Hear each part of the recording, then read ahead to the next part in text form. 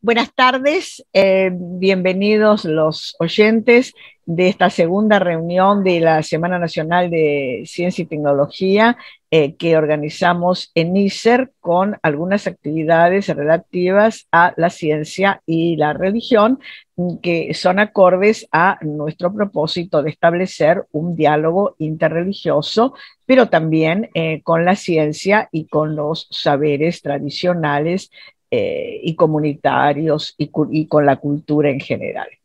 En este caso, nuestro tema se va a orientar hacia la medicina y contamos con la presencia del doctor Jaime Díaz Bortz, que es un especialista en historia de la medicina y en general, yo diría también de la historia de la ciencia, y que ha realizado una tesis muy interesante sobre Maimónides hace muchos años, pero que además ha seguido trabajando y continúa trabajando en temas de historia de la medicina medieval judía, que es un tema muy poco conocido en los ámbitos generales de historia de la ciencia y mucho menos, diría yo, en el ámbito del diálogo interreligioso, en el sentido de ver cómo en otras épocas había un intercambio de saberes sin demasiada preocupación por las condenaciones religiosas mutuas, y el caso de Maimónides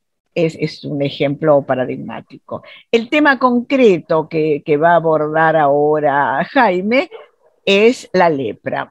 Nos parece excelente que haya propuesto este tema porque siempre hubo una relación muy importante entre la enfermedad y lo religioso.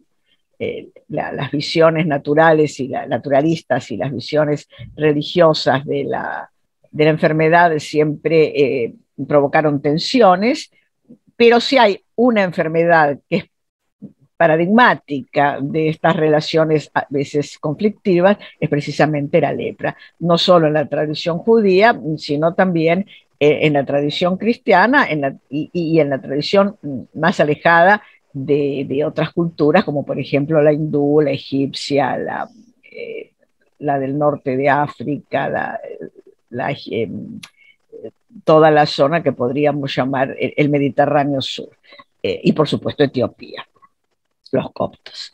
De modo que, sin más preámbulos, le voy a dar la palabra a Jaime, que nos va a hacer una exposición, un tipo clase magistral de este tema, y luego, si hay oportunidad, preguntas, y si no, algunas aclaraciones, etcétera, que puedan ser necesarias. Así que muchas gracias por tu presencia, Jaime, y te escuchamos. Bueno, buenas tardes a todos. Muchas gracias, Celina, por esta invitación que mucho me honra en esta semana de la Semana Nacional de la Ciencia y Tecnología 2021. El título de esta charla es un título un poco atrevido y se llama Entre Atenas y Jerusalén, Maimónides y sus reflexiones sobre la lepra. El atrevimiento de Entre Atenas y Jerusalén tiene que ver con destacar como dos formatos que han informado el pensamiento occidental, que es la estructura conceptual de la ciencia grecorromana, por un lado, por eso la palabra Atenas, y la estructura del pensamiento semítico de Cercano Oriente, por eso la palabra Jerusalén. Es cierto, yo he trabajado durante gran parte de mi vida académica sobre temas vinculados con Maimónides.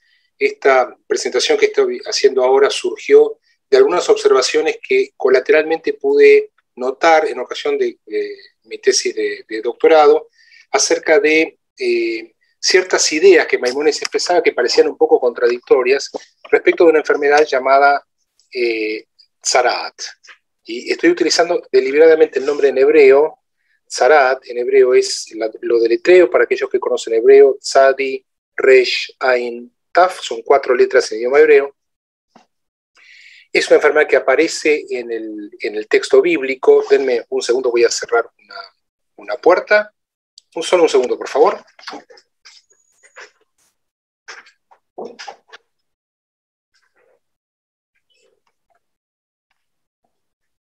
es una enfermedad que aparece en el texto bíblico en diferentes lugares. La palabra tzarat, la palabra metzorá, que significa afectado por tzarat en el caso de una persona masculina, y metzoraat, que sería afectado por la enfermedad llamada tzarat para una persona de género o sexo femenino.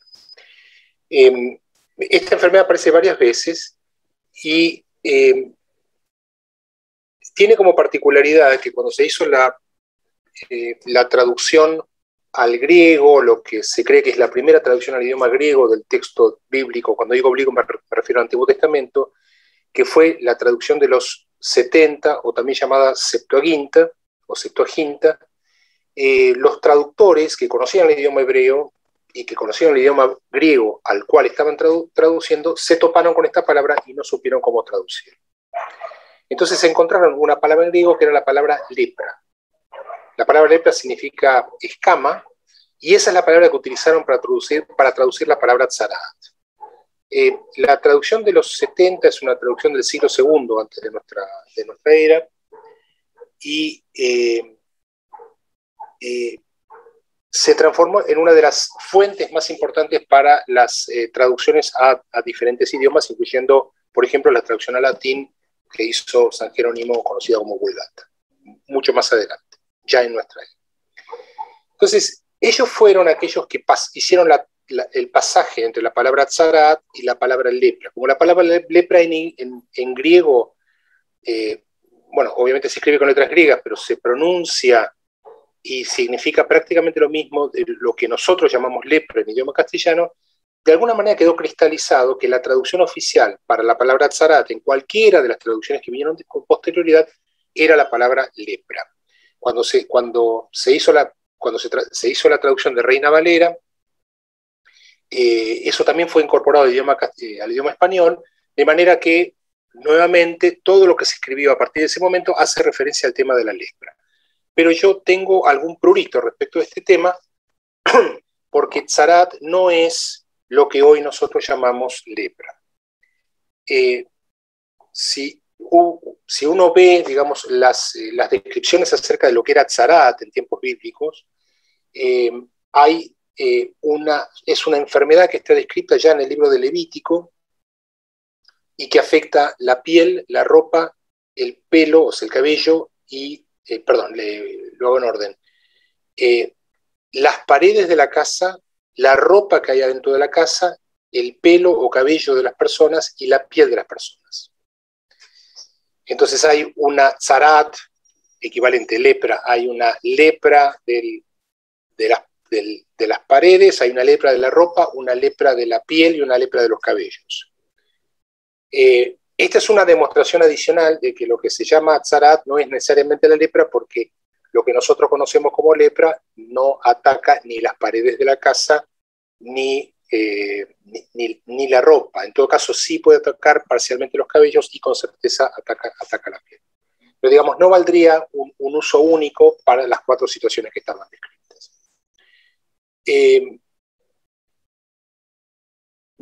Con propiedad nosotros deberíamos decir que la palabra tzarat al día de hoy, en el siglo XXI, es lo que se conoce con la enfermedad, que la lepra en el día de hoy, en el siglo XXI, es lo que se conoce como enfermedad de Hansen, por la persona que encontró su etiología, que es el Mycobacterium leprae, o también llamado bacilo de Hansen. Y también hay que decir que en las últimas décadas hay una cierta tendencia a evitar la palabra lepra y la palabra leproso para utilizar la palabra enfermedad de Hansen, dado que con el decurso del tiempo la palabra lepra y la palabra leproso adquirieron enormes connotaciones negativas sociales, desde el punto de vista social. Entonces se trata de evitar, digamos, entre los médicos su uso. De hecho, por ejemplo, en portugués, la palabra que designa la enfermedad es hanseníase, o sea, hanseniasis, o sea, enfermedad de Hansen. Bueno, esto es para explicar cuál es el tránsito entre la palabra tzarat y la palabra lepra, y cuál es el punto delicado, digamos así, de ese tránsito. Dicho esto, quiero ir a los textos de Maimónides. Para aquellos que están familiarizados con la literatura bíblica, existe un corpus llamado Antiguo Testamento, un corpus llamado Nuevo Testamento, y digamos en el camino que siguió la tradición judía, digamos ortodoxa, rabínica, ortodoxa quizás no es la palabra, rabínica, los textos que se fueron, digamos, escribiendo fueron uno primero llamado Mishnah, que se completó cerca del año 200 después de, la era, de nuestra era, uno que se llamado Gemara de Jerusalén, que se completó cerca del año 400 de nuestra era, una Gemara de Babilonia, que se completó cerca del año 500 de nuestra era. La Mishnah única con la Gemara de Jerusalén componen el Talmud de Jerusalén, la Mishnah única con la Gemara de Babilonia componen el Talmud babilónico. El Talmud babilónico es más extenso que el Talmud de Jerusalén. Había más libertad para poder escribirlo y se terminó de sancionar 100 años más tarde. Hay una literatura paralela, que es una literatura del Midrash, que es una literatura homilética, y después comienza a aparecer una literatura de leyes compiladas y organizadas en códigos de leyes, porque el Talmud, que reflejaba gran parte de las leyes que fueron acumulándose a lo largo del tiempo, era, para criterio de algunos judíos, cerca del año 1000 aproximadamente, un poco, si se quiere, hasta desordenado, digamos, para poder ubicar las leyes donde estaban. Entonces comenzaron a haber algunos códigos, como el código de Alfasi, y un segundo código que escribió Maimónides, llamado Mishneh Torah, que era una forma de organizar temáticamente todo el complejo de lo que eran las leyes, digamos, que gobernaban la práctica religiosa judía. Con posterioridad apareció un tercer código, mucho más tarde, llamado Shulchan Aruch, por Rabbi Yosef Karo en el siglo XV. Esto es importante para entender algunas de las cosas que vamos a ver ahora también acerca de cuál es el tipo de materiales con los cuales yo trabajo. Yo me especialicé en el estudio de los textos de Maimónides. Maimónides es un judío que nace en un universo de habla árabe, un mundo básicamente islámico, en la ciudad de Córdoba, en el sur de la península ibérica, en el año 1138, que vive en el sur de la península ibérica hasta aproximadamente 10 años, hasta 1148, que luego, por una cuestión de persecución religiosa, emigra a la ciudad de Fez, en Marruecos, que luego escapa de allí también por cuestiones de persecución religiosa y pasa una temporada corta en Israel, en lo que hoy es la tierra de Israel, lo que siempre fue la tierra de Israel, hoy Estado de Israel, perdón, y después finalmente pasa los últimos 30 años aproximadamente de su vida viviendo en Fustat, que era el nombre de la antigua ciudad del Cairo en Egipto. Así que conceptualmente es un hombre que nace en la península ibérica en 1138 y que vive los últimos 30 años en Egipto, donde fallece en el año 1204. Maimónides es un individuo que se destacó en diferentes áreas del pensamiento, básicamente en el universo de la codificación religiosa, donde escribió un libro muy importante llamado Mishneh Torah, que es uno de los códigos de leyes que yo mencionaba hace un ratito. En el universo del pensamiento filosófico, donde escribió un libro llamado en hebreo Moreh Nebuchim, la guía de los perplejos, se lo llama en castellano, de los perdidos, en fin, de los extraviados, de los descarriados. Estos han sido diferentes tipos de traducciones. Y además escribió un corpus de textos médicos. Se conocen 10 textos médicos, más algunos otros documentos que fueron apareciendo con el tiempo en el curso de los últimos 15 años. Cuando yo trabajé en mi tesis de doctorado, trabajé sobre 2 temas específicos en los textos de Maimónides, que era cuáles eran las ideas de Maimónides respecto de la medicina preventiva y cuáles eran las ideas de Maimónides respecto de la medicina psicosomática. Pero y para hacer esto, no trabajé con los textos médicos de Maimónides solamente, que hubiera sido y fue de hecho el impulso inicial, sino que trabajé con todos los elementos vinculados con medicina preventiva y con medicina psicosomática que aparecían en la totalidad de sus escritos, o por lo menos la totalidad de los escritos conocidos hasta el momento en que yo terminé la tesis. Así que yo tuve que revisar la totalidad de los textos de codificación rabínica para encontrar elementos vinculados con medicina preventiva y psicosomática, lo mismo en sus libros de tipo filosófico, lo mismo hice para sus libros de tipo médico, y también colateralmente lo hice con algún texto astronómico, y con algunas cartas personales. Entonces, con independencia de lo que surgió para la tesis, que era el tema que yo estaba buscando en aquel momento, empezaron a aparecer algunos elementos que me llamaron mucho la atención. Uno de los tantos elementos que me llamaron la atención era que él tenía algunas referencias acerca de la tzaraat. Entonces, de la enfermedad, nuevamente, la enfermedad que hoy traducimos como lepra, pero ya hice la aclaración de que no es exactamente así. Escucho, que la traducción no es exactamente lineal o literal. Entonces empecé como a dejar al costado, digamos, y a anotarme estas cosas que fueron saliendo. Me pareció que iban a ser muy interesantes después del proceso de tesis, empezar a mirarlas en un conjunto más o menos organizado y con un poco más de experiencia en proyectos de investigación. Entonces, hace no muchísimo tiempo, empecé a reunir estas piezas que habían quedado como sueltas y empecé a mirar de manera transversal cuáles eran las ideas que Maimónides tenía acerca de tzaraat. Y me empecé a encontrar con algunas situaciones de lo más interesantes, que son las que quiero traer en el día de hoy. Cuando uno realiza un estudio comparativo de todos aquellos sitios donde él menciona la enfermedad, encuentra que él asigna 4 etiologías diferentes a la enfermedad llamada tzaraat. Y cuando uno tiene que colocar una suerte de título en términos de abstracción a estas etiologías, uno podría decir que para Maimónides, en algún lugar, la enfermedad llamada tzaraat es producto de alteraciones nutricionales, en otro es producto de condiciones hereditarias, en otro sitio es producto del contagio, y en otro sitio es producto de las fuerzas sobrenaturales.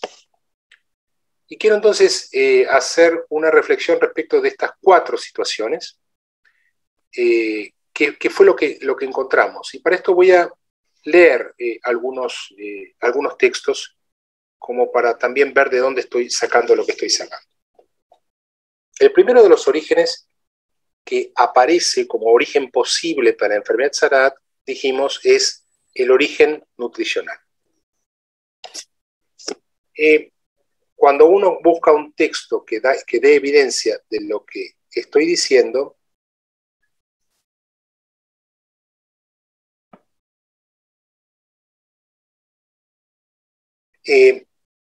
Maimónides trae un texto de Rases, es un médico persa que escribió en árabe llamado originalmente Al-Razi, de la ciudad de Raj.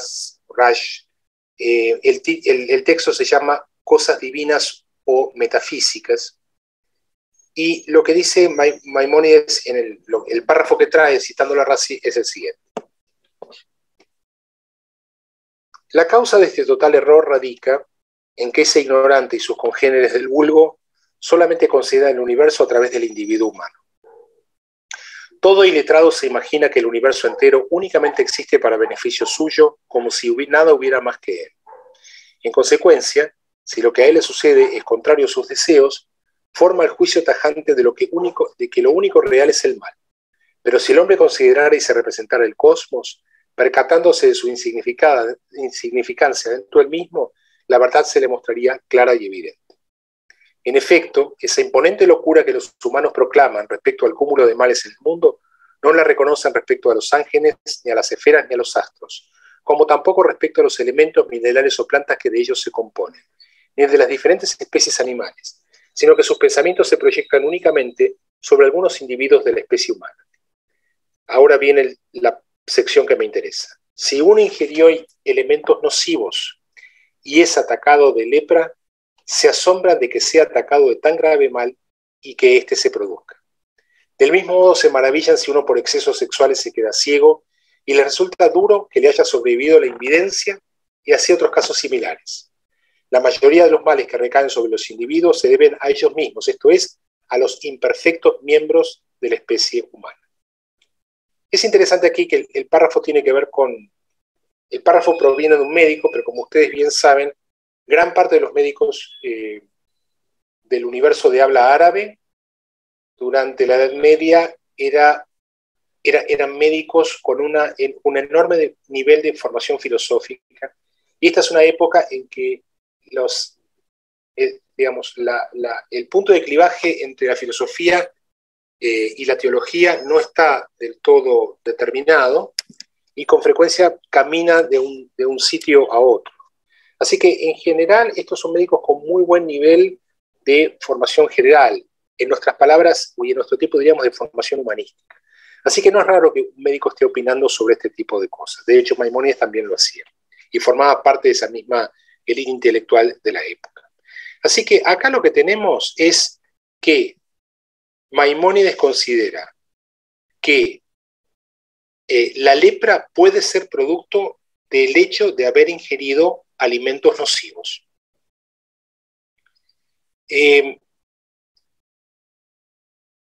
También hay una reflexión que puede hacerse en este sitio, que es la siguiente. Yo revisé la traducción medieval de Ibn Tibón de este texto, que es una traducción al hebreo, y que dice en hebreo, Veit meu mize asher achal min ha'ma'achalim haraim ad she'itztarea. Traduzco, se asombran de haber ingerido elementos nocivos hasta volverse leproso. El texto original no dice o no se refiere a un ataque de lepra como si la enfermedad fuera un elemento ajeno al organismo. El equivalente para el concepto de volverse leproso en el texto que acabo de leer es el verbo leitztarea, que es un verbo en el formato o en la conjugación hebrea de modo hitpael. Los verbos que se conjugan en hebreo en formato hitpael son verbos reflexivos, donde la acción recae sobre uno mismo. Por ejemplo, el verbo que alude a afeitarse se conjuga en hitpael, a ducharse se conjuga en hitpael, a vestirse se conjuga en hitpael. Y este verbo, que tiene que ver con el hecho de ser leproso, también es un verbo reflexivo.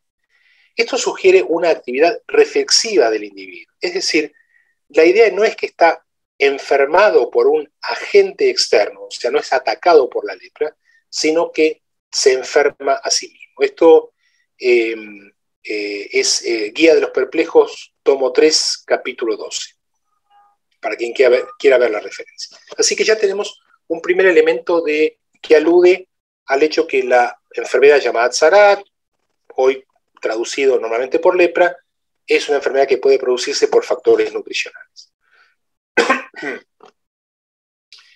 Una segunda situación que aparece parece aludir a un origen o condición hereditaria de esta enfermedad Tzarat.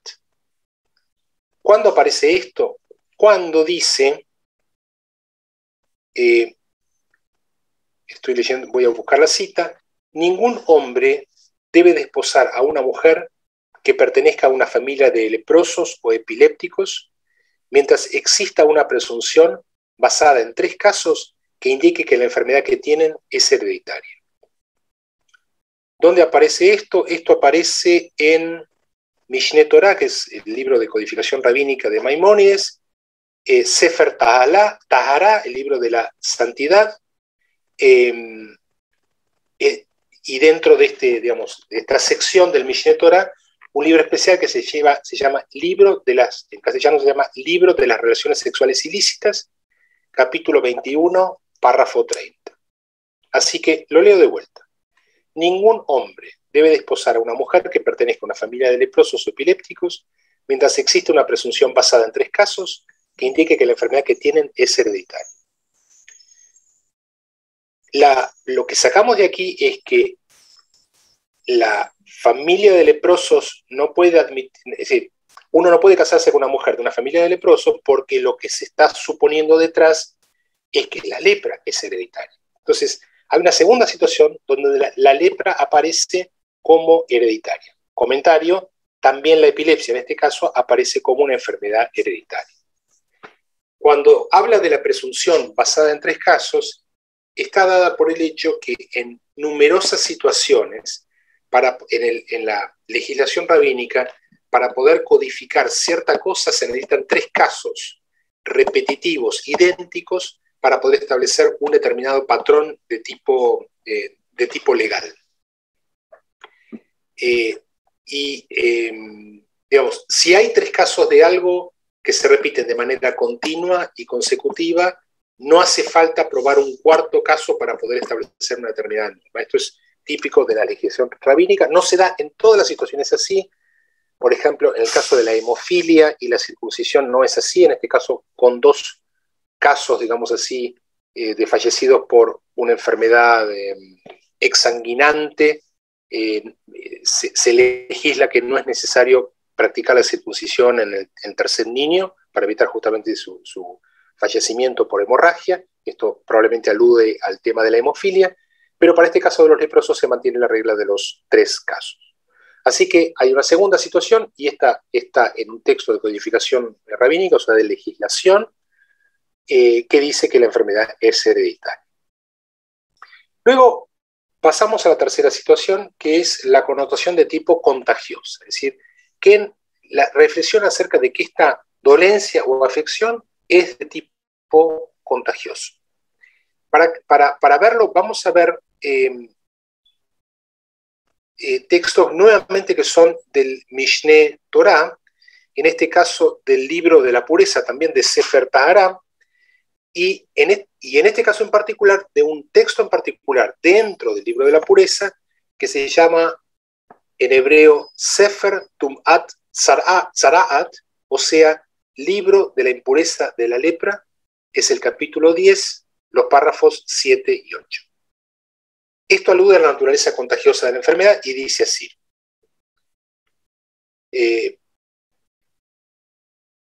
En cuanto a la impureza de la lepra, ya indicamos su significación. También los doctores lo expusieron, manifestándonos que en principio se ha supuesto sea esta enfermedad un castigo por la maledicencia. Ante todo se hace notar en los muros.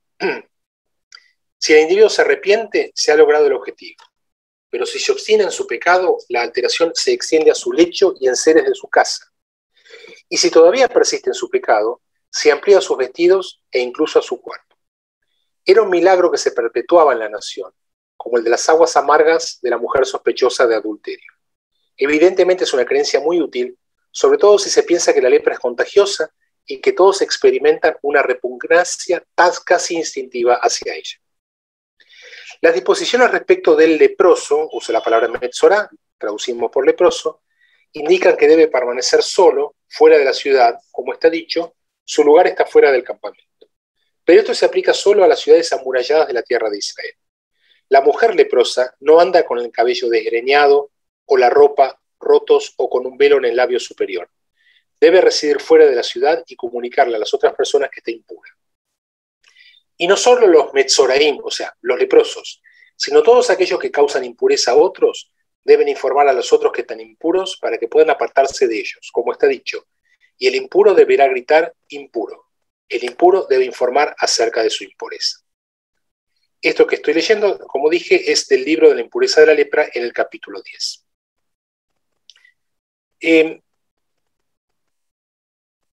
¿Dónde aparece el tema de la lepra en el Antiguo Testamento? La realidad es que aparece numerosas veces en numerosas situaciones diferentes. Pero hay un sitio en particular donde hay un relato vinculado con el momento en el cual la hermana del profeta Moisés se vuelve leprosa. Es un texto bastante corto que está en el libro de Números, que es el 4º libro del Pentateuco, donde se da una situación particular muy interesante, que es la siguiente. Hay una especie de, lo voy a mirar desde un punto de vista literario, una especie de voz en off, voz de relator que está contando una historia, que cuenta que los 2 hermanos del profeta Moisés, que se llama Miriam, la hermana, y Aarón, el hermano, o sea, la mujer y el varón, empiezan a hablar mal contra Moisés. Y empiezan a hablar mal contra Moisés a espaldas de Moisés. Y empiezan a murmurar, quejándose porque Dios le habla únicamente a Moisés y no les habla a ellos. Es decir, hay una cuestión vinculada quizás con celos entre hermanos, con una disputa de poder entre los líderes que están, digamos, llevando la conducción del pueblo hebreo durante el desierto, después de la salida de Egipto y antes de la entrada en la tierra de Canaán. Y esta gente habla mal de su hermano, pero también en algún punto cuestiona el hecho que Dios le hable únicamente al hermano. Entonces, el relato, como digo, es un relato muy interesante que hay que leerlo con cuidado, porque dice que Dios los cita delante de una de las tiendas a esta mujer y a este hombre, y hace descender una nube que los cubre.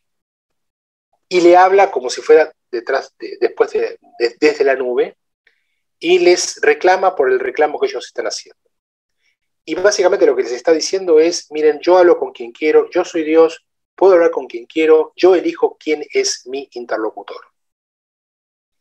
Y después de haberles reclamado, porque habían disputado el poder, tenían celos, o se quejaban a Dios, digamos, por hablar solamente con su hermano Moisés, la nube se retira y resulta que Miriam está leprosa. En ese momento se vuelve leprosa.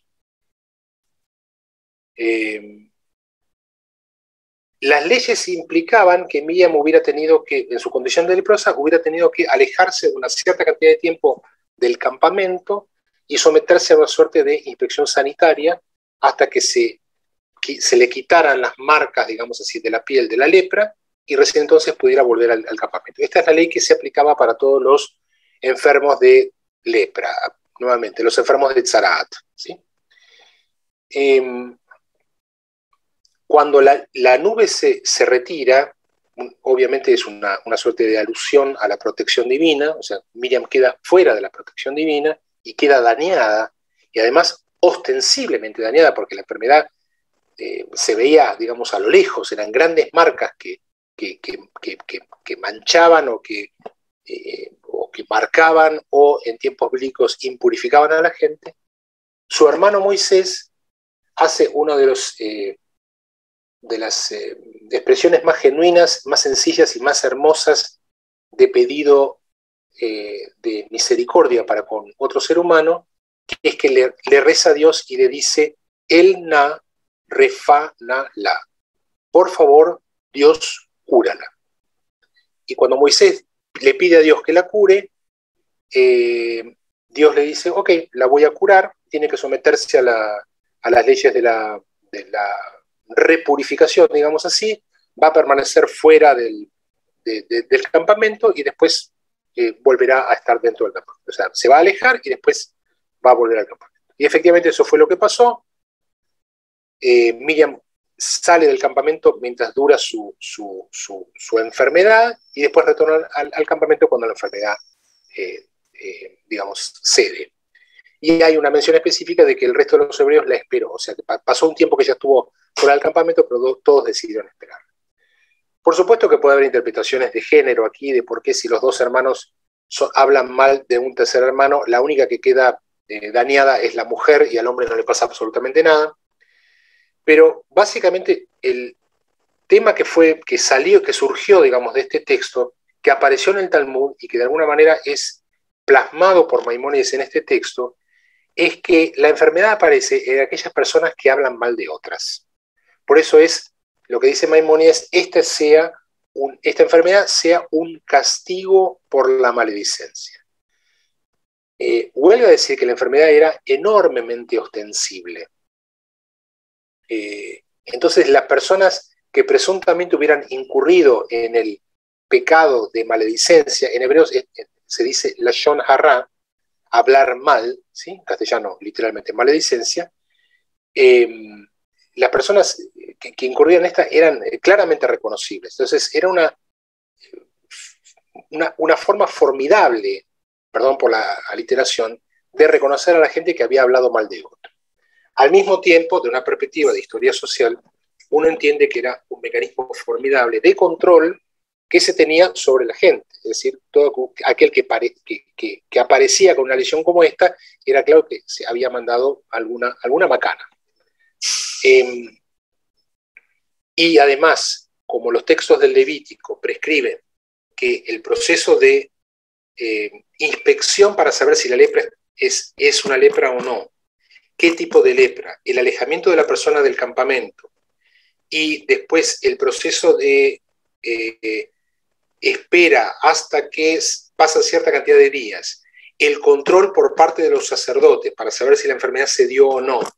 Si la enfermedad se dio, la persona puede regresar al campamento a compartir con otros. Si la enfermedad no se dio, vuelve a estar aislada hasta que pasa cierta cantidad de tiempo y tiene que nuevamente presentarse al sacerdote, que es el que dice si se dio o no se dio. Todo este proceso que acabo de narrar, descrito muy bien en el libro del Levítico, le daba a la casta sacerdotal un enorme poder de control social, un enorme poder para decir quién habita el campamento y quién no habita el campamento, y también un enorme poder para poder interrogar acerca de cuáles fueron los errores, las transgresiones, los pecados y las malas acciones que la gente había cometido y que de alguna manera era el motivo por el cual habían sido castigadas de una manera tan terrible como estas marcas que aparecían en la piel. Eso daba, como ha dado en diferentes instancias de historia de la medicina, y yo me dedico a esto profesionalmente, digamos, a la enseñanza e investigación en historia de la medicina, ese es mi campo de trabajo, le ha dado a la casta sacerdotal una tremenda capacidad de control social, porque son ellos los depositarios de los secretos más íntimos de la gente. Esto ha sido, digamos, lo estamos viendo en este texto y continúa de alguna manera hasta el día de hoy. Bueno, entonces vemos que hay una connotación de tipo contagioso. ¿Dónde se marca esto también? Por el hecho que la persona que sea declarado metzorá o metzorat, o sea, leproso o leproso, tiene que estar, o leproso o leprosa, tienen que estar fuera del campamento. Y tienen que anunciar su condición a otros. La condición, según Maimónides, es gritando la palabra tamé, o sea, impuro, o tmeá, o sea, impura. Es decir, el impuro o la impura tienen que informar acerca de la impureza. Esto deriva en otro tema, que es si en esta concepción la persona está enferma o la persona está impura, que son dos cosas diferentes. Una conclusión general que se ha sacado, y la han sacado historiadores, digamos, de textos bíblicos e historiadores del mundo islámico también, en el caso de Dolce, por ejemplo, es que la enfermedad es concebida como un acto de impureza, no como un acto de enfermedad o de una entidad nosológica en sí misma. Y estaba sometida a todas las leyes de la impureza, que son un corpus especial dentro de la legislación rabínica, ¿no? Que incluye, entre muchas otras cosas, que la persona que tiene alguna forma de impureza, si toca a otra persona, la vuelve impura a la persona, si toca ciertos enseres de la casa, vuelve impuros a los enseres de la casa, el hecho que las mujeres durante los 7 días posteriores a la finalización, ¿digo bien? Digo bien, a los 7 días posteriores a la finalización de su ciclo menstrual, también adquieren la condición de impura. Entre las consecuencias de esto es que no tienen prohibido tener relaciones sexuales y van a un proceso de repurificación a través del mikvé, o sea, del baño ritual. También las cuestiones de impurificación aplican a los hombres. Si un hombre tiene una polución nocturna, si eyacula, por ejemplo, durante un sueño, mientras está durmiendo, no vinculada con una relación sexual, sino, por ejemplo, con un sueño erótico, el hombre se transforma en impuro. Si el hombre está cursando una enfermedad de transmisión sexual que tiene flujo uretral, por ejemplo, la uretritis gonocóxica o la uretritis no gonocóxica, para usar también en nuestros días, eso también lo transforma en impuro y tiene que pasar por rituales de purificación para poder volver a tomar contacto con otras personas dentro de su grupo. Así que acá hay una idea de contagiosidad. Si la contagiosidad tiene que ver con la enfermedad o con la impureza, eso es sujeto a otra discusión. También Maimónides dice que las vestimentas de los leprosos tienen que ser expulsados fuera de la ciudad, con independencia de que la ciudad sea amurallada o no, y que la regla tiene que aplicarse en forma estricta. Y en otro texto, que es el libro de Daños, también dentro del Mishneh Torah, libro de Daños, y dentro del libro de Daños, el libro de los homicidios y de la preservación de la vida, el capítulo 12, párrafo 4, aparece una disposición que dice que a los seres humanos, estoy leyendo, les está prohibido colocarse monedas o dinares dentro de su boca, ya que podrían contener saliva seca de enfermos de Shhin, traduzcamos, provisoriamente como piojos, y de Metzoraim, o sea, de leprosos o sudor, ya que todo sudor humano es venenoso por excepto del sudor del rostro. Este texto básicamente lo que está diciendo es que si yo me pongo una moneda en la boca y la moneda provee, entre otras cosas, de una persona leprosa, yo podría contagiarme de eso. O sea que en este texto de Mishneh Torah, la enfermedad no es producto de una cuestión nutricional ni hereditaria, sino que es simplemente una enfermedad de tipo contagioso. Bueno, y por cuarto, ya llegando un poquito al final de esta presentación, hay una alusión a la connotación sobrenatural de Tzaraat, de lepra. Y acá me permitiría leer este texto. Lo que voy a leer no es largo. Quiero citar por si alguno quiere verlo. Esto es Mishneh Torah, libro de la pureza, nuevamente libro de la impureza de la lepra, capítulo 16, párrafo número 10, y dice así. Esto es un poco la conclusión de este libro de Maimónides sobre la impureza de la lepra. La palabra Tzaraat es una denominación general que abarca numerosas cosas parecidas entre sí, pues se aplica el mismo nombre a la blancura de la piel humana, a la caída de partes del cabello de la cabeza y de la barba, y también al cambio de color de vestiduras o de casas. Este cambio de las ropas y de las casas, al que la Torá denomina con el nombre general de Tzaraat, no es cosa natural, sino que fue una señal portentosa para los israelitas a fin de prevenirlos contra la maledicencia. Si uno la practicaba, o sea, si practicaba la maledicencia, las paredes de su casa se alteraban. Si se arrepentía, la casa se purificaba. Si persistía en su maldad hasta la demolición de la casa, se alteraban las cosas de cuero sobre las cosas que se sentaba o acostaba. Si entonces había contrición, o sea, arrepentimiento, se purificaban esas cosas. Pero si persistía en su maldad hasta que las quemaran, era su piel la que se alteraba y se hacía leprosa. Y se apartaba y exponía solo, de manera que no entablase conversaciones malevolentes, que son las del escarnio y la maledicencia. Cuídate de la llaga de la lepra. Recuerda lo que hizo el Eterno tu Dios a Miriam en el camino. Quiere decir, vean lo que les pasó a la profetisa Miriam por hablar mal de su hermano. Ella era mayor que él en edad, lo había criado en su regazo y se había arriesgado ella misma para salvarlo del mal. Además, no habló mal de él, sino que cometió el error de compararlo con los demás profetas. Y él no prestaba atención a todas esas cosas, pues está escrito, el varón Moisés era muy modesto. Y sin embargo, fue castigado de inmediato con la lepra. Con más razón lo serán los hombres malvados y necios que abundan en conversaciones soberbias y mendazas. Por lo tanto, es menester que quien desee enderezar su camino se aparte del lugar de su permanencia y de conversar con ellos para no verse atrapado en la red de los malvados y en su necedad. Bueno, como decía, este es un poco, yo no recuerdo en este momento si es el capítulo, el párrafo final o uno de los párrafos finales del libro sobre la lepra. Es interesante, Maimónides describe con detalle la legislación acerca de cómo proceder con un enfermo que tiene presuntamente lepra.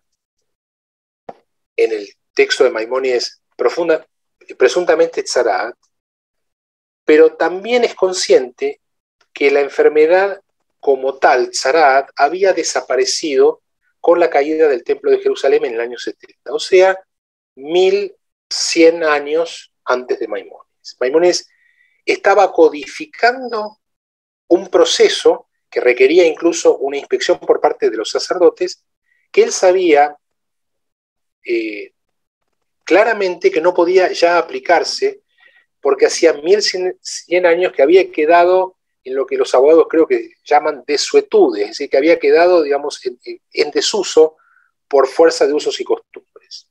Simplemente porque el texto, el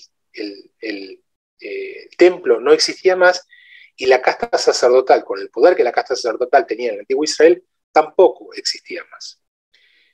Y aún así estaba codificando esto. Esta no es la única situación donde Maimónides codifica leyes que en realidad son leyes que para la época de él son inaplicables porque son leyes vinculadas con el templo, pero todos ellos de alguna manera estaban esperanzados de que un tercer templo fuera a construirse en el futuro y les parecía que era importante preservar la normativa legal vinculada con el templo. Dicho esto, a él le queda perfectamente claro que hay una polisemia, un conjunto de significados diferentes para la palabra tzaraat. También le queda claro esta, digamos, uno no podría ser inexactitud, quizás la palabra es incoherencia, la palabra más exacta sería incoherencia, que él no termina de definir entre las diferentes situaciones vinculadas con tzaraat.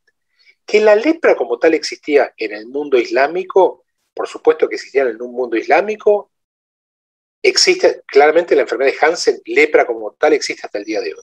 Pero empezó a darse cuenta de que había una diferencia entre lo que él conocía con el nombre de tzaraat, que por otra parte no había visto nunca en su vida, porque repito, la enfermedad así descrita no había subsistido como tal, pero sí que existía alguna cosa llamada lepra, ¿sí? A él le queda perfectamente claro. Pero que esa cosa llamada tzaraat era como que en el mundo antiguo hebreo no había sido definida con precisión. Le quedaba claro que no era lo mismo tener lesiones en la piel o en el pelo que tener lesiones en la casa, digamos, en el hogar, o lesiones en la ropa.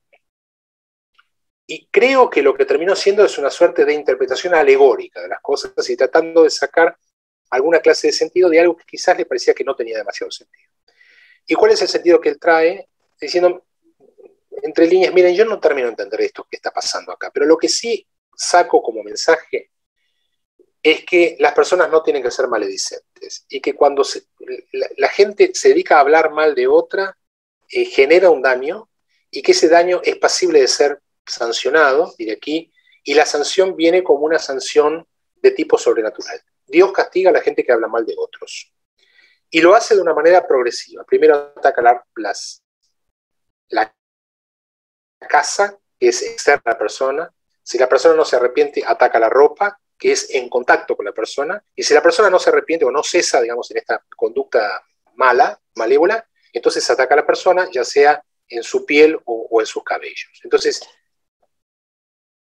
básicamente lo que hay que hacer es abstenerse de la maledicencia, no mucho más que eso, porque además la maledicencia queda evidenciada físicamente por las lesiones que tiene la enfermedad. Bueno, esta es la presentación de estas 4 situaciones, de esta lectura de un médico medieval sobre textos antiguos que tocan directa o tangencialmente temas médicos. Y también una reflexión acerca de la capacidad que tenían los científicos en general en la época de Maimónides, este es el siglo XII, para, a partir de una visión, de una formación muy completa en diferentes áreas, poder mirar fenómenos desde perspectivas diferentes. Maimónides claramente no fue el único, Avicena es otro exponente de lo mismo, Averroes es otro exponente de lo mismo, más temprano que todos ellos, Al-Razi es un exponente de lo mismo. Es decir, toda esta gente no veía que tener una gran formación filosófica, una gran formación teológica, un muy buen manejo de la lingüística, de los idiomas que ellos necesitaban, conspirara contra su formación médica. Muy por el contrario, tenían como una mirada que más abarcativa, si se quiere, de lo que era el conocimiento humano, diciendo, bueno, todo me sirve para poder entender los fenómenos. Hasta acá mi presentación, son exactamente 45 minutos, como hemos hablado. Y bueno, ahora quedamos abiertos a comentarios, a preguntas, a reflexiones, etc. Desde ya, muchas gracias por su atención. Muchas gracias, Jaime, por esta comunicación, esta conferencia tan estricta, tan técnica, sobre un tema indudablemente muy difícil, como es la medicina histórica acerca de una enfermedad que tampoco es fácil de entender porque, como bien dijiste, aún se discute mucho acerca de la naturaleza de la lepra, se sigue discutiendo. Y en ese sentido, me parece que la idea final de que un conocimiento, digamos, muy profundo y muy amplio, no solo de la materia médica, sino en general de la filosofía y de la teología en los médicos de la época, y no solo los judíos, es a la postre beneficiosa porque permite alguna aproximación diferente, diríamos, creativa a la explicación teológica y eventualmente también a la terapéutica. Así que esto parece ser muy importante. Yo creo que aquí hay un punto que te pediría una ampliación dentro del horario que tenemos, y es el siguiente. Dejando de lado la última explicación, o sea, la explicación, diríamos, teológica del castigo divino, que queda claro también que Maimónides intenta un tipo de explicación metafórica porque no le queda muy claro qué clase de enfermedad sería esta, que es un castigo divino que no se puede tampoco eh, vincular a una práctica religiosa real. Dejando de lado esto, las otras tres etiologías que mencionaste, me queda la duda de cómo fue el proceso para pasar de un término polisémico que se refería a una enfermedad que sin duda desde el punto de vista simplemente empírico debía ser la misma, ¿no? Es decir, las características de la lepra son más o menos conocidas desde el punto de vista físico externo, ¿no? Ahora, para pasar de eso a buscarle una etiología más complicada, o sea, que haya una parte que algo puede ser producto de una infección, en otro sentido puede ser producto de una cuestión hereditaria, en otro caso puede ser producto de, diríamos, una infección, ¿no? Parecería una infección alimenticia. Eh, ¿Cómo fue el pasaje entre esa primera época en la cual la lepra era toda esa cosa eh, compleja, de signos físicos que obligaba a las personas en todas las culturas a estar aisladas porque había un cierto consenso que eso era contagioso, y estas ideas de Maimónides tan notables de que hay tres causas posibles de lo mismo? Entonces mi pregunta, lo que me parece que queda pendiente es, ¿cómo fue este proceso por una parte? Y por otra parte, vos que sos un conocedor profundo de Maimónides y de la medicina de la época, ¿era realmente tres causas para la misma enfermedad, o es que en el fondo, si ligamos la etiología con la naturaleza de la enfermedad, eran en el fondo enfermedades diferentes o variantes diferentes? Me parece que este es un punto muy interesante porque, es decir, esto es una cosa que se le ocurrió a Maimónides, venía siendo analizada de antes, interpretando a Maimónides, eran tres enfermedades, dejando de lado, obviamente, como ya dije, la parte religiosa de la cuarta etiología, de la cuarta causa posible sobrenatural. Las otras tres que son naturales eran una sola enfermedad, eran tres. ¿Cómo lo decía Maimónides? Si bien ya está claro que Maimónides no dijo mucho acerca de esto, pero ¿cómo interpretarías vos el pensamiento de Maimónides? La verdad es que yo leí varias veces en los textos estos para tratar de entender justamente lo que estás preguntando. Y voy a intentar voy a intentar una respuesta, pero solamente es una aproximación, porque no creo que haya una respuesta única.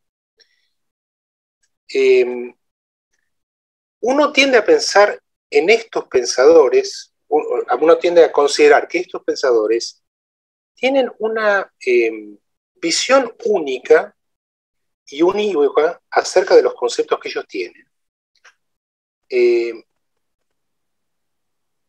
En muchos casos que no la varían a lo largo de su vida, y es una visión que queda como cristalizada, porque en algún punto es como más fácil decir, bueno, fulano pensaba esto. Ahora, fulano pensaba esto a los 20 años igual que lo que pensaba a los 70.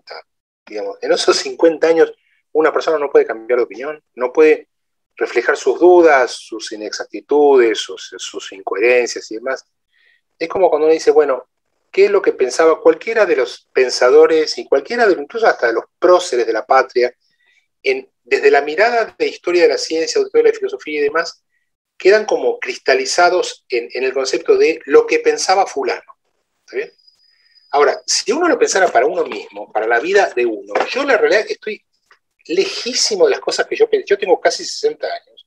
Estoy lejísimo de las cosas que pensaba a los 20, porque me pasaron tantas cosas en la vida, acerté tantas veces y me equivoqué tantas veces, que estoy muy lejos de ser la misma persona en términos intelectuales que yo era cuando tenía 20 años. Entonces, si dentro de 1500 años alguien estudiara lo que yo alguna vez escribí, no sé, en un cuaderno del colegio, en un diario personal, en una carta a una novia, en los trabajos de investigación, en fin, las cosas que uno ha hecho, digamos, y deja como testimonios escritos, alguien podría preguntarse, ¿pero quién era Jaime Borges dentro de 1500 años? ¿El tipo que pensaba esto cuando tenía 15? ¿El tipo que pensaba esto cuando tenía 25? ¿El tipo que pensaba esto cuando tenía 59? Que es lo que yo tengo en este momento. Y la realidad es que todo eso es Jaime Borges. Simplemente en momentos diferentes de la vida uno va pensando cosas diferentes. Yo creo que al respecto de este tema, lo que tiene que haber pasado es que él debe haber tenido reflexiones diferentes en momentos diferentes de su vida. Uno. Ese es un aspecto. Y explicarían por qué dijo cosas diferentes en diferentes momentos de su vida. Primera situación. La segunda situación, y esto nos pasa a todos los seres humanos, en particular los que escribimos, y creo que esto le pasa a gran parte de la gente que está mirando o va a mirar, digamos, esta presentación. Todos los que escribimos dejamos cosas escritas y cristalizadas. Sin embargo, de algunas cosas dudamos. De algunas cosas estamos perfectamente seguros y las escribimos como tal. Y de algunas cosas las dejamos en un lenguaje un poquito más light, porque no estamos tan seguros. Por supuesto que no vamos a hacer una tesis doctoral sobre nuestras dudas, digamos. No vamos a consagrar un mega escrito sobre eso. Pero puede ser que en algunos trabajos nosotros dejemos escrito algunas cosas que representan nuestras dudas, o incluso seamos lo suficientemente honestos para decir, sobre esto dudo, no lo tengo claro, pero lo pongo porque esto es lo que estoy pensando provisoriamente en esto. El Mishneh Torah es una maravilla en términos de codificación. Es una maravilla por donde se la mire. En su organización, en su capacidad, digamos, en su estructura, en su claridad, en su orden. Es literalmente como un tratado de derecho al día de hoy, porque es un tratado de derecho rabínico, donde todas las cosas están organizadas por temas. Y yo me imagino que él tendría mucha certeza respecto de muchos de los temas que él estaba escribiendo, y que algunas cosas en su fuero íntimo las estarían dudando. Quizás en este tema él tenía algunas dudas, y esas dudas se le filtraron en los escritos. En lugar de decir, de esto dudo, en diferentes lugares quedó esa duda más o menos encubierta, pero documentada por escrito. Ahora, si uno se toma el trabajo de poner el dedito en esas dudas, de poder extraerlas y de mirarlas con un análisis filológico comparativo, que es básicamente lo que yo hice, uno empieza a encontrar, es decir, uno se ocupa de las dudas, digamos así, y uno empieza a encontrar y empieza a cruzarlas para poder entender que en diferentes momentos él podía decir cosas completamente diferentes de la misma manera que, digamos, uno también va cambiando las opiniones. Dicho esto, hay un momento en que él es profundamente sincero cuando sobre el final del libro de la impureza de la lepra, él dice, bueno, es una denominación general que abarca numerosas cosas parecidas entre sí, porque se aplica al tema, a la piel, al cabello, a la ropa y a las casas. Yo acá noto la duda del pensador, digo, la duda del genio, si se quiere, ¿no? Y bueno, acá me estás mostrando que no estás del todo, no tenés del todo claro, y no te atreves a aseverar con la certeza que aseveras las otras cosas del resto de esta codificación, qué es lo que vos pensás acerca de esto. Yo creo que ahí está la transición. Está en que un genio tiene derecho a dudar. Y no va en detrimento de su genialidad ni en detrimento de su obra. Yo creo que al contrario. Que dice, y de esto tengo dudas, ¿verdad que tengo dudas? Claro. Yo en realidad había pensado, lo que se me había ocurrido, es que fueran ideas que fue desarrollando a lo largo de su vida, o sea que una reemplazara a la otra, ¿no? O sea que primero hubiera tenido, por ejemplo, la idea de la enfermedad por esta infección de la comida, que luego se le hubiera ocurrido que es hereditaria y que luego se le hubiera ocurrido otra cosa. Esto es en general lo que los historiadores de la ciencia interpretamos cuando hay una historia así en que hay dos o tres respuestas. Raramente pensamos que es producto de una duda generalizada a lo largo de toda la vida, sino que simplemente el científico o el pensador se inclinó en una primera parte por la respuesta número 1, en la segunda por la número 2 y después al final la número 3. Pero como no me quedaba claro de tu exposición, me parece que esto ha quedado así como que no se habló de una secuencia temporal, te hacía la pregunta. De cualquier manera, lo que estás diciendo me lleva, no sé si te he interpretado bien, a pensar que en realidad Maimónides nunca tuvo una única idea sobre esta enfermedad, sino que siempre lo vio como algo, como dijiste, que bueno, que es una palabra que se refiere a un conjunto de cosas y que en definitiva no es que haya una evolución en que una hipótesis reemplaza a la anterior y es a su vez reemplazada por otra, sino que es una cierta concesión a lo que podríamos llamar las hipótesis posibles. No sé si te interpreté bien, sería esta la idea. Si esto es así, es muy interesante porque sería muy moderno de parte de Maimónides, ¿no? El establecer, bueno, como también algunos otros pensadores, mencionaste el caso de Averroes, en otros casos, no en el de la lepra que no conozco, pero en otros casos Averroes es en ese sentido muy probabilista, ¿no? Es decir, establece una interpretación probable de Aristóteles, por ejemplo, ¿no? Junto con otras varias, que todas pueden ser porque en ese momento no hay ni un experimento ni un argumento crucial para descartarlos, ¿no?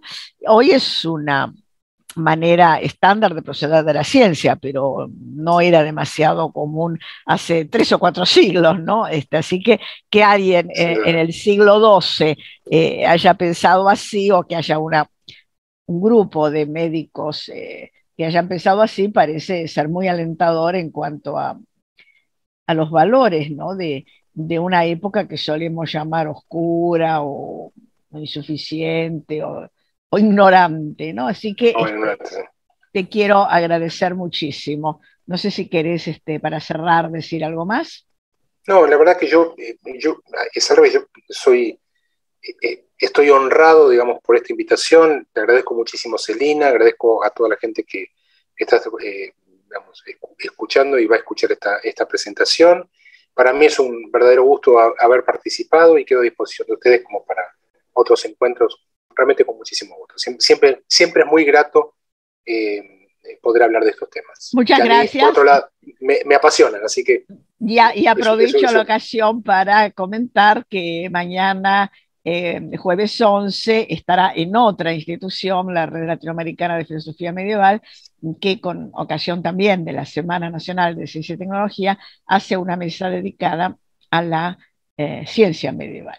Y entonces nos va a hablar nuevamente de Maimónides, aunque otro tema. Muchísimas gracias, Jaime.